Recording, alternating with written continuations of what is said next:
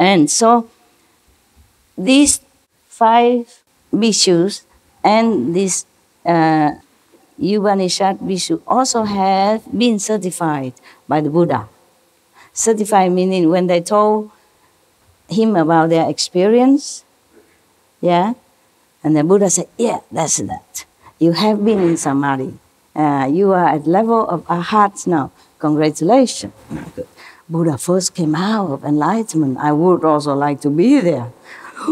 Taking in all this blessing, you understand, power, and I love, you know. When Buddha first come out, he's so generous, understand me? Whoever come, take it. And he has no worry about karma or nothing at that time from disciple. But even then later on, he has karma, because more disciples come, more karma accumulated. And even the Buddha cannot digest it immediately if it keep repeating and coming and not enough time to erase. Just like if you are very dirty, take a few showers, longer time to clean. If you just sweat a little bit, just a little soap or even no soap, you rinse it out. When it's accumulating, if you've been working all day in the hot sun, in the dirt, in cement, in the rock and all that, then of course you're more dirty. And all day, and not just a few minutes or 1 hour, 2 hours, different, same. The Buddha, when he first came out, no problem. By the way, I told you these 5 first bhikshu are very bad. They were taking Buddha's blood before, many former lives. You remember now, okay?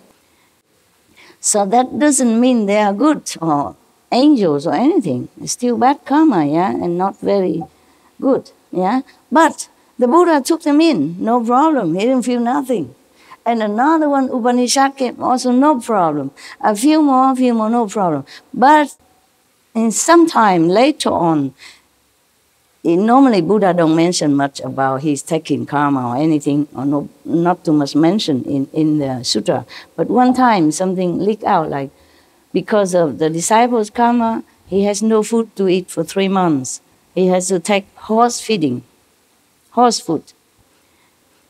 Just one sentence that we can understand now, leaking out some secret, that the Buddha also took the karma from disciples. And mostly also in the Bible, like Jesus, nobody mentioned that. Jesus also don't say take karma or anything. He said, come to me, you heavy laden. I will, uplift you, quicken you. Yeah. But then later, in 1 or 2 sentences, they say, because of disciple karma, he has to be crucified. No need to say a lot. Then we know that it's all the time, just one time. If it mentioned one time, that means all the time, often, yeah. So the Buddha, at that time, he just came out, powerful, strong, don't have disciple, just 1 or 2, or even 2 dozen, 200 is a piece of cake for him. Later on, 2,000, 200,000, or maybe more. Then he crumbled, just for a little bit. And because of the disciple that he could not even stay long in the world. He's supposed to stay long, forever. But Ananda didn't answer, didn't beg him to stay, didn't say, oh, please stay. So finally, Buddha has to go. Nobody invited him to stay. Ananda was blurred and blinded by the karma of all people around him. And the Buddha's disciples' karma as well. See? It's not Ananda alone's fault. It's not his fault alone. It is a magic, web that casts on him and make him oblivious to what the Buddha meant. You see, Buddha cannot obviously say to him, Ananda, I'm going to say that I will stay forever, and then you have to invite me, okay? Buddha cannot do that. But Ananda is not enlightened enough at that time. It all has to be that way. It's not his fault, okay? Only after the Buddha nirvana, the Sangha looked down upon him, thinking he's always been living next to the Buddha and not enlightened enough, so they kick him out. Kick him out of the great assembly. Say, you're not worthy to be in here with us. and then kick him out, and he's so sad and shame, and he went to the forest, sit one night only. He became enlightened, enough to come back, and later become one of Buddha's successor. Huh? But that was Ananda. Don't dream about it, okay? Ananda, he was an ancient Buddha also, okay? He just played his role at that time. Somebody has to play some role, okay? Not like two Buddhas sitting together, okay? Two Buddhas sit together. But don't think that you are also playing your whatever role, like Ananda, okay, huh? Please. So, when the Buddha certified, somebody said, oh, okay, that's level, you are Arhat. That's why he said that. So form is the superior means. At that time, because of the power of the Buddha blessing, so he suddenly realized that all form in this world are impermanent and made of dust only, and then it will return to dust. Yeah. Therefore, he became enlightened at that time. Maybe the Buddha taught him thus, yeah? Because the Buddha also taught this kind of method to some of the bodhisattvas at that time. Yeah. No. So, there's the person now, another bhikkhu, the pure youth, younger monk, adorned with fragrance. That's probably his name. Okay, sometime in India they have names like that. Yeah.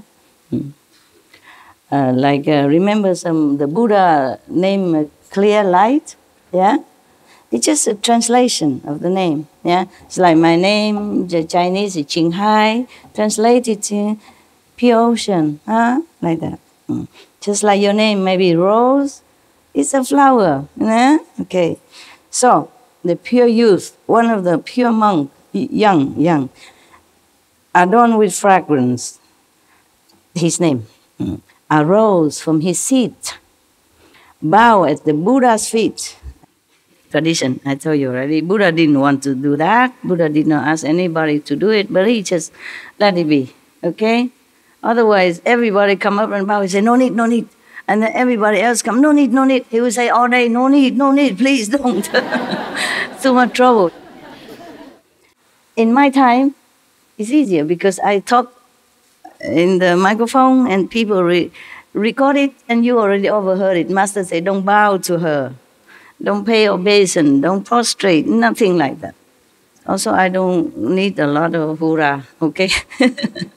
All right, now, I know you love me. That's why you forsake your comfortable home to come here cramping together. And I do know that, huh? All right, you can express yourself sometimes, but not always, okay? No need, we family, okay? If you see your mother come in from work, you clap. Or if your boss come in to work with you, you clap. Okay. But even then, I record it in recording, and we have SMT, tell people, don't need to bow to me.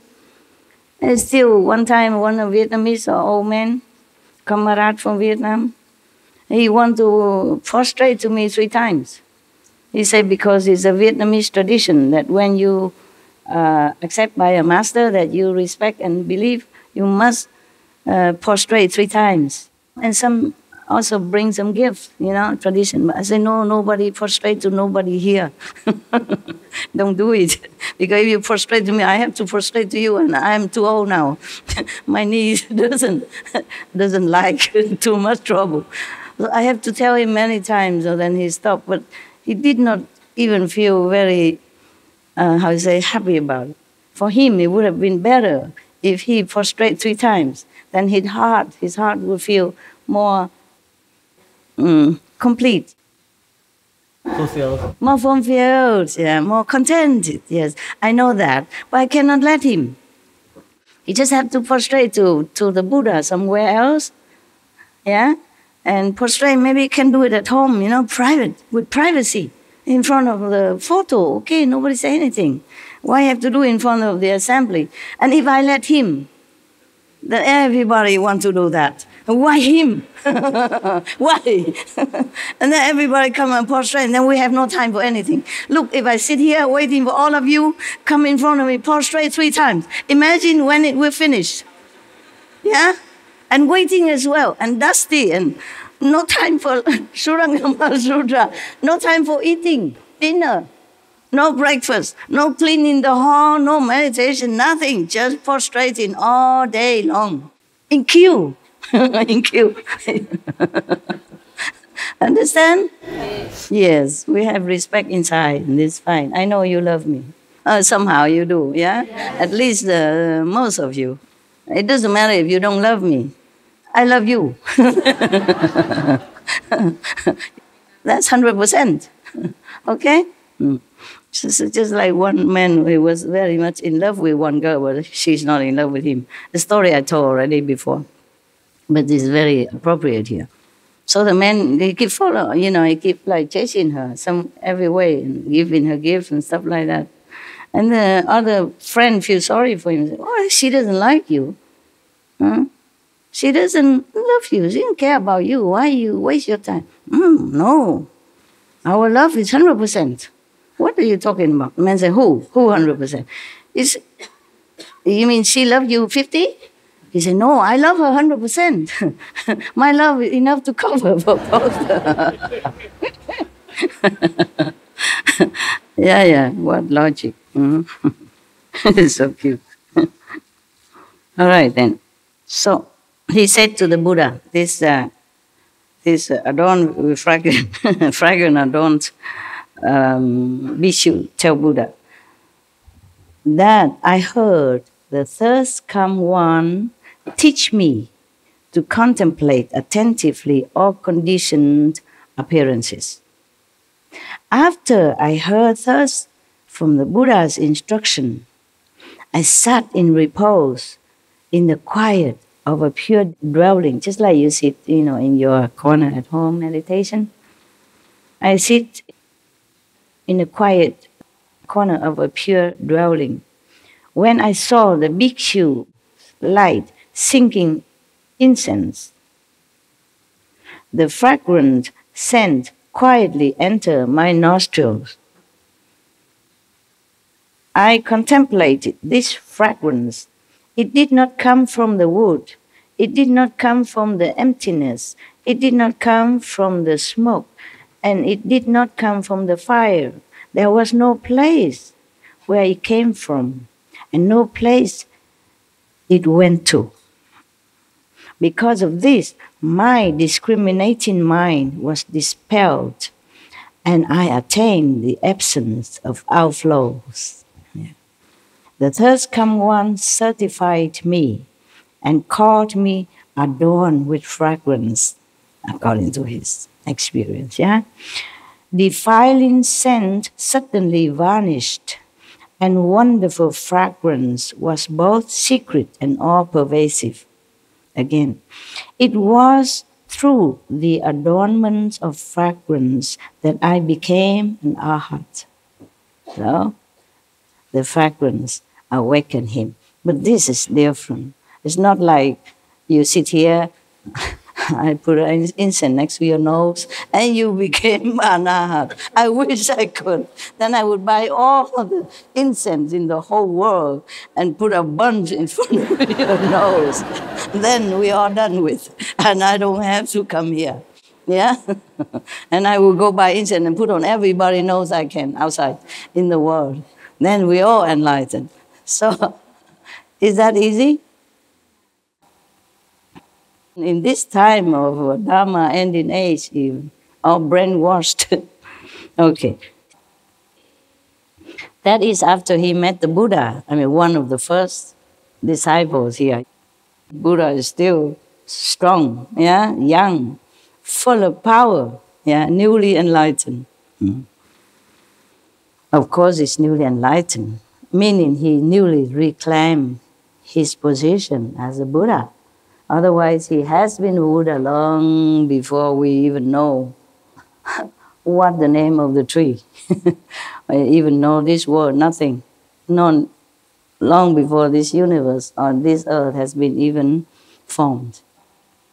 eons already. So now, when Buddha talked to him, instructed him to contemplate on the conditioned appearances, just any appearance. You know, the Buddha taught him different methods. At that time, and in any time, I'm telling you, most masters don't teach you immediately the Kuan Yin method. Have to first purify you. Like Milarepa, his master make him work and work and work from one house to another, saying there, not good enough, make another one over there. And then over there, no good, no good. Take it, make it over there. You understand what I'm saying? Yeah. Also same it with many Indian masters before. They teach you something else first. So like that. So the Buddha taught this bhikkhu when he first came. When he first came, he wasn't even monk, yeah? Maybe just the lay people and who want to follow him. Then they became monk later on. Because if they want to stay with the Buddha, they have to take care of themselves, you know? They cannot just rely on the Buddha to go shopping. Go for shopping for them or cooking for them, yeah? Or make money, buy food for them. No, cannot, huh? Okay. So after he heard this, the Buddha tell him to concentrate, you know, in meditation and conditioned form. Conditioned form means it will be born and then it will die. Just like our life is conditioned like that. Sometimes some teacher, or maybe Buddha at that time also teach you to contemplate on the light. Yeah, one light, like the flame of the candle. Okay. When I saw the bhikkhu light sinking incense, the fragrance, you know, that's why he attained the absence of outflows, means he is purified. Yeah, good. No more mundane thoughts will come from his mind or enter his mind. Understand?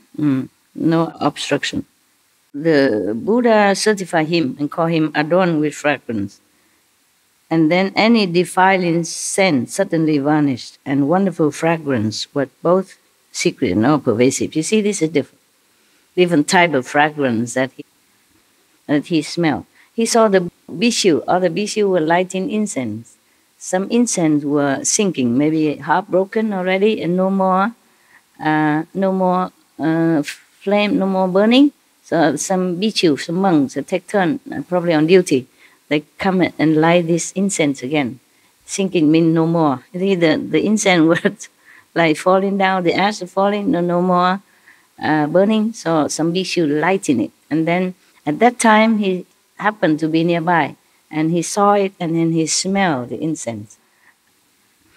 But it was both secret and all pervasive. Meaning he saw it outside, he smelled it from his nose, but then he can feel the whole universe, the whole earth was filled with the fragrance. That's why it's all pervasive. Yes. And then he attained Arhat. Fine. So the Buddha asked about perfect penetration. As I have been certified to it, the adornment of fragrance is the superior mean. For him, it's a superior means. Okay? For him, of course.